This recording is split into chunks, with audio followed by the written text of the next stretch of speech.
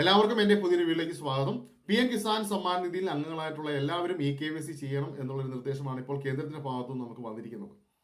അപ്പോൾ 21ാമത്തെ ഗഡുവിനം മുടങ്ങിയിട്ടുള്ളവർ മാത്രമല്ല ഇപ്പോൾ KYC ചെയ്യാനായിട്ട് കേന്ദ്രം പറഞ്ഞിരിക്കുന്നത്. ഇപ്പോൾ 21ാമത്തെ ഗഡുവിനം കിട്ടിയിട്ടുള്ള ആൾക്കാർക്കും KYC ചെയ്യാനായിട്ട് കേന്ദ്രം നിർദ്ദേശിച്ചിട്ടുണ്ട്.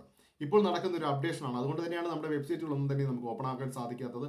ആ അപ്ഡേഷൻ നടക്കുന്നത് കൊണ്ട് തന്നെയും അതിൽ സംശയം തോന്നുന്ന ആൾക്കാരെ എല്ലാം KYCയിലേക്ക് മാറ്റിയിരിക്കുകയാണ്. അപ്പോൾ നിങ്ങൾ തീർച്ചയായിട്ടും ബയോമെട്രിക്കലായിട്ട് KYC കംപ്ലീറ്റ് ചെയ്യേണ്ടി വരും. അപ്പോൾ ഇന്നെലിജിബിൾ ആയിട്ടുള്ള ആൾക്കാരുണ്ട്, നിരവധി ആൾക്കാരുണ്ട്. അപ്പോൾ ഇതിനകത്തുനിന്ന് പുറത്ത് കളയാനുള്ള ആൾക്കാരെ കണ്ടെത്തുക എന്നുള്ളതാണ് ഇപ്പോൾ കേന്ദ്രം ചെയ്തുകൊണ്ടിരിക്കുന്നത്. അപ്പോൾ അതിൽ നിന്നും ബാക്കിയുള്ള ആൾക്കാർക്ക് മാത്രമാണ് ഇനി PM കിസാൻ സമ്മാൻ നിധി ലഭിക്കുകയുള്ളൂ. ബാക്കിയുള്ളവരെ എല്ലാം തന്നെയും പുറത്താക്കാനാണ് കേന്ദ്രം നിർദ്ദേശിച്ചിരിക്കുന്നത്. അപ്പോൾ അതുകൊണ്ട് തന്നെയും നിങ്ങൾ KYC ചെയ്യാനായിട്ട് നിങ്ങൾക്ക് അവിടെ നിർദ്ദേശം വന്നിട്ടുണ്ടെങ്കിൽ നിങ്ങൾ തീർച്ചയായിട്ടും KYC ചെയ്യേണ്ടത് തന്നെയാണ്.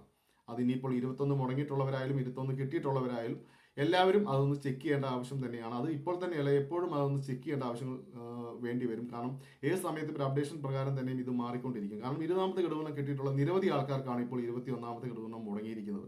നിങ്ങൾ നിങ്ങളുടെ സ്റ്റാറ്റസ് ചെക്ക് ചെയ്ത് നോക്കുമ്പോൾ അവിടെ KYC യെസ് എന്നുള്ളത് കാണാൻ സാധിക്കും. അപ്പോൾ വിചാരിക്കും ഇതെല്ലാം ഓക്കെയാണ്, ഇനിയിപ്പോൾ ഒന്നും തന്നെയും ചെയ്യേണ്ട ആവശ്യമില്ല എന്നുള്ളത്.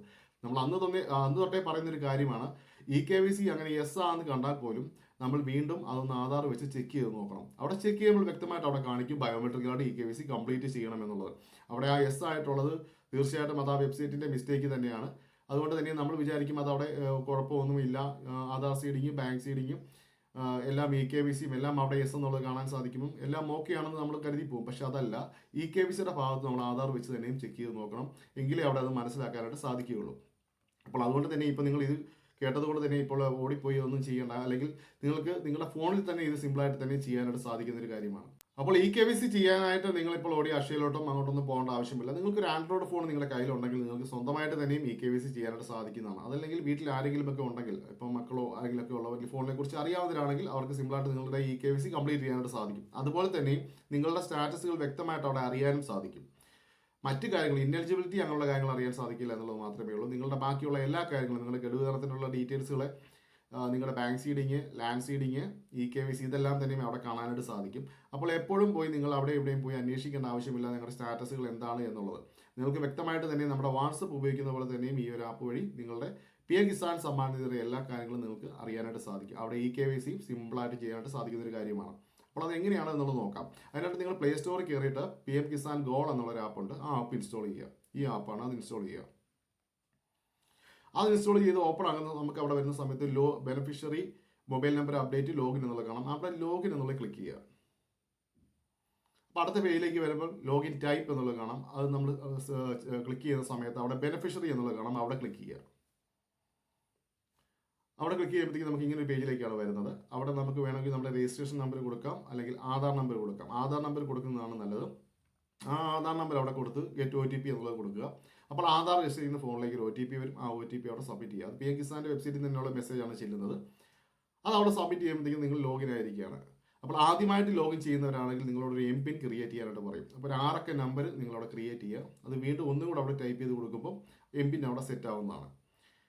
അപ്പോൾ അതിനുശേഷം നിങ്ങൾ ലോഗിൻ എന്നുള്ളത് കൊടുത്തു കഴിഞ്ഞിട്ട് നിങ്ങൾ ലോഗിൻ ആയിട്ടുണ്ട്. ആ ലോഗിൻ ആയി കഴിയുമ്പോൾ ബെനിഫിഷ്യറി എന്നുള്ളത് ക്ലിക്ക് ചെയ്യുമ്പോൾ തന്നെ നിങ്ങളുടെ ഡീറ്റെയിൽസുകളെല്ലാം തന്നെ അവിടെ കാണാനായിട്ട് സാധിക്കും. നിങ്ങളുടെ land seeding, bank seeding, KYC നിങ്ങൾ ചെയ്യാൻ നിർദ്ദേശിച്ചിട്ടുണ്ടെങ്കിൽ വ്യക്തമായിട്ട് അവിടെ ഒരു കോളം വരും, നിങ്ങൾ KYC ചെയ്യുക എന്നുള്ളത്.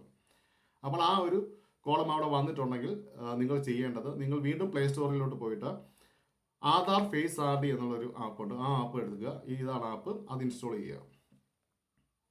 അത് ഇൻസ്റ്റാൾ ചെയ്ത് മാത്രം വെച്ചാൽ മതി. അത് ഓപ്പൺ ചെയ്യുന്നൊരു ആപ്പല്ല, നമുക്ക് ഫേസ് ഓതൻറ്റിക്കേഷൻ സപ്പോർട്ട് ചെയ്യുന്നൊരു ആപ്പാണ്. അതിന് വേണ്ടിയിട്ടാണ് ആധാർ ഫേസ് RD, ആധാറിൻ്റെ വെബ്സൈറ്റിലുള്ളൊരു നമുക്കൊരു ആപ്പാണ്. അപ്പോൾ ആ ആപ്പ് ഇൻസ്റ്റാൾ ചെയ്ത് വെക്കുക. അത് ഫോണിൽ ഉണ്ടായാൽ മതി, അത് ഓപ്പൺ ഒന്നും ചെയ്യേണ്ട.